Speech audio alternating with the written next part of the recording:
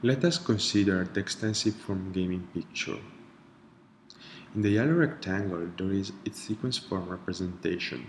Now we translate it into an ample data file. First we declare sets of sequences and information sets, respectively Q1, Q2 and H1, H2. Then matrix uppercase F1, whose rows are indexed by information set in H1, while the columns by sequences in Q1, and vector lowercase f1, whose rows correspond to information sets in H1. Note that as lowercase f1 is a vector, we don't need to specify indices for its columns, since it has a single column.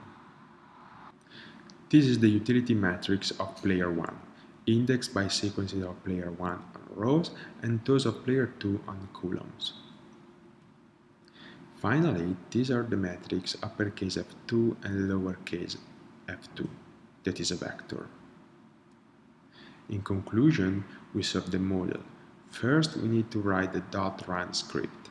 Note that we used example.mod and example.dat as name for the files, and the solver we adopt is gurobi as the problem is linear. This is the output of running the .run script.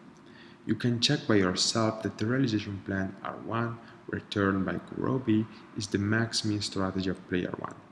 It prescribes to play uppercase R1 at the root with probability 1 and then play uppercase R2 and uppercase R3 at information sets 1.2 and 1.3 respectively.